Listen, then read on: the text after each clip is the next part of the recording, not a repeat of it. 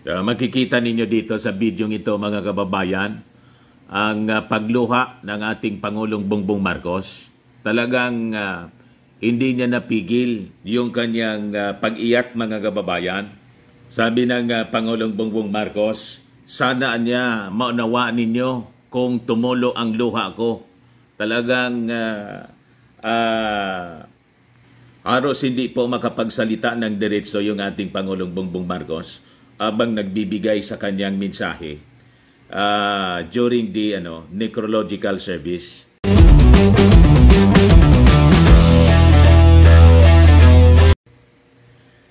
Makabagbag damdamin mga kababayan yung naging mensahe ng ating Pangulong Bongbong Marcos sa necrological service ni Migrant Worker Secretary Toots Uple. Talagang hindi po mapigil ng ating Pangulong Bongbong Marcos yung kanyang luha. Talagang napaiyak mga kababayan. Very emotional yung naging mensahe ng ating Pangulong Bongbong Marcos. Iparinig ko po sa inyo. But before ko mga kababayan ibigay sa inyo yung kwento, please subscribe muna dito sa ating YouTube channel and hit the notification bell para lagi kayong updated sa mga kaganapan dito sa ating bansa. Like and share na rin po ninyo ng ating video. At huwag na rin po ninyo mga kababayan na skip yung ating mga commercial ads para tuloy-tuloy ang pag-unlad ng ating ekonomiya. Okay pa?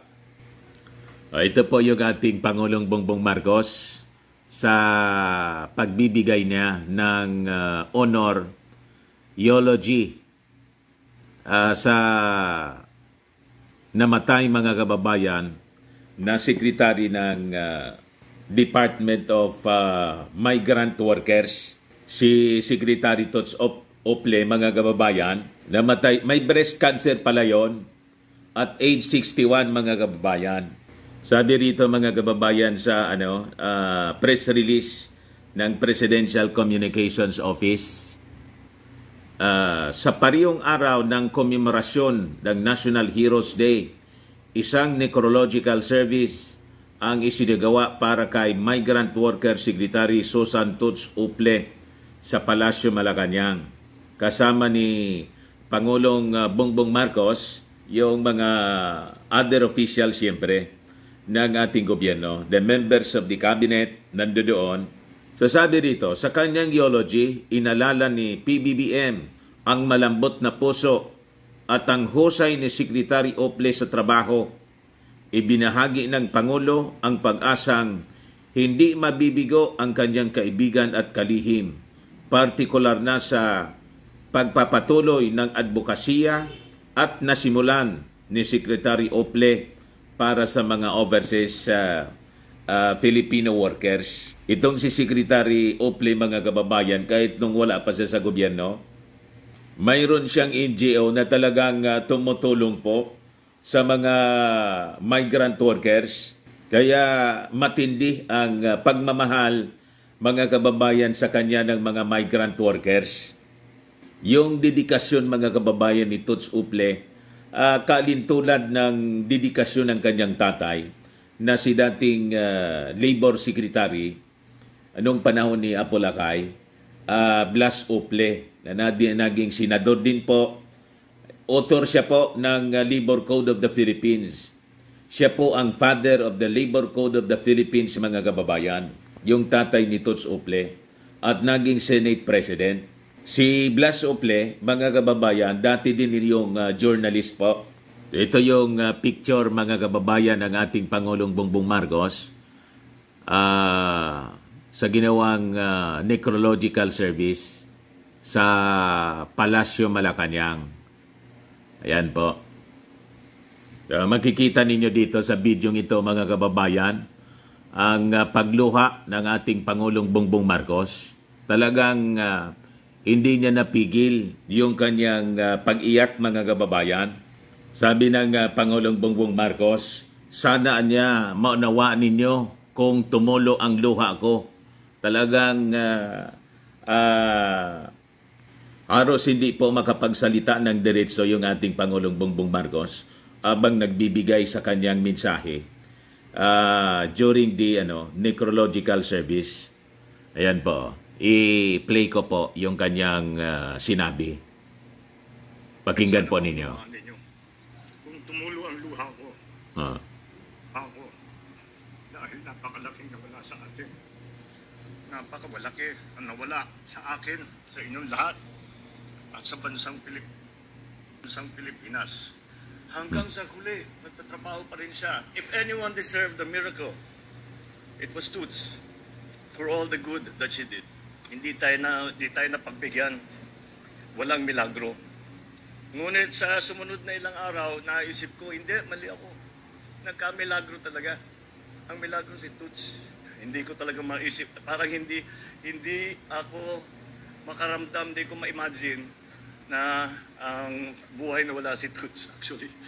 Because she occupied such an important part of my life as a friend and as a colleague. I can confidently say Toots will always be one of the best people I have ever known. Thank you. So yun po mga kababayan, talagang mararamdaman mo yung pains na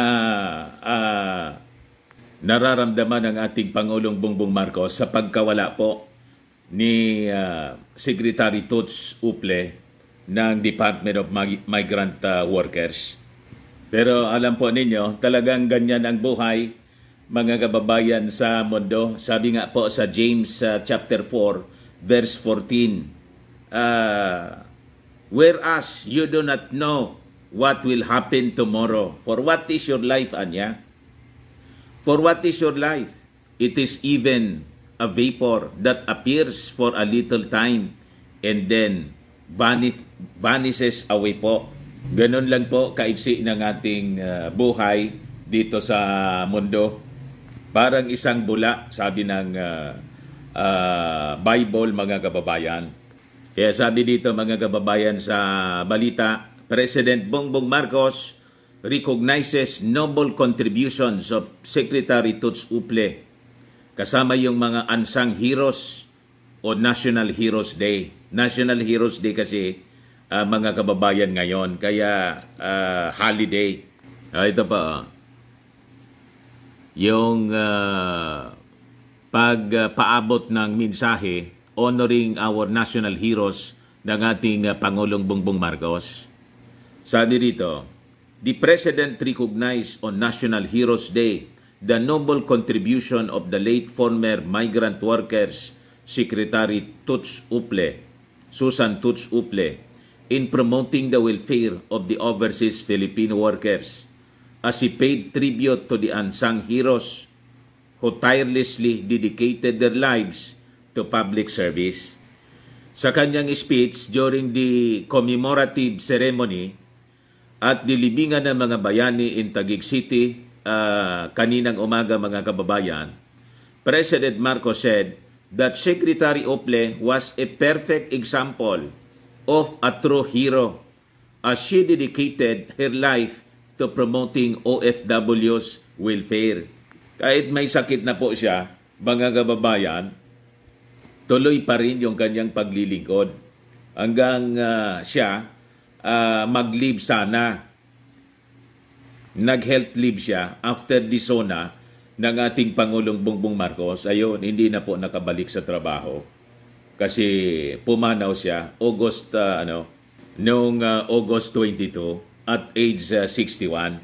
So sabi ng ating Pangulong Bongbong, we must mention Anya, a dear and departed friend who we can only describe as well as a hero, in that is our good friend who we just lost, Secretary Toots Uple. And she is a perfect example, Anya, of what true heroism can be. She tirelessly dedicated the better part of her life to promote the welfare of our modern-day heroes, yung ating mga OFWs, yung ating mga migrant workers. Ngayon, the President also acknowledged the heroic act ng isang electric lineman from Bacolod City who braved Typhoon Egay Anya. Typhoon Egay floods and risked his life to repair the broken electrical wires to prevent the greater danger of electrocution. Any farmer who prevailed over harsh weather in economic conditions to ensure a successful harvest. The President also acknowledged the heroic act of a teacher who strives not only to be a good teacher anya, but also to be a patient and persevering multitask in various activities. He also mentioned a teacher who lent a hand to an elderly neighbor in need during ghastly wildfires na nangyari doon po sa Maui, sa Hawaii.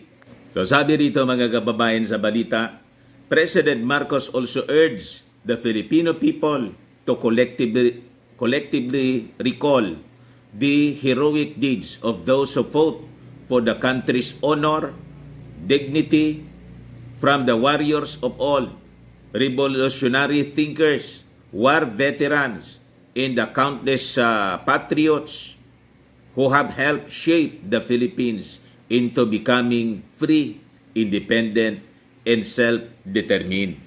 So the President also urged everyone to continue to tell and impart the courage and wisdom to the youth, to inspire them and strengthen the identity and cohesion of the Philippines for the century to come. So yun po mga kababayan, yung naging mensahe ngayon ng ating Pangulong Bongbong Marcos. Hindi na niya minention yung mga Herodes. Hindi Herodes. Diba? Maraming Herodes sa ating bansa, plus mga makabagong makapili, mga kababayan, lalo dito sa issue sa West Philippines. Diba? Hindi na yun na-mention ng ating Pangulong Bongbong Marcos. Baka lang gusto ninyo po itong itry, Firmax Firming and Lifting Cream. Pinapahid po sa mga pulses and affected area. Mainam po sa paninigas na mga kaso-kasuan. Ito naman po, Automax Regen Serum. Sa mukha naman yung application. Anti-aging po siya. You will look 10 years younger than your age. Sa mga cancer patients naman po, baka lang gusto ninyo itong itry. Ningxia Red Mix Fruit Drink. Hindi man po siya gamot, food supplement siya. Kaya lang gawa siya mga kababayan sa goji berry. Yung goji berry may anti-cancer properties. Okay po? Yung mga inquiries ninyo, dumiretso na lang kayo sa aming messenger sa Facebook para masagot namin agad. Okay po?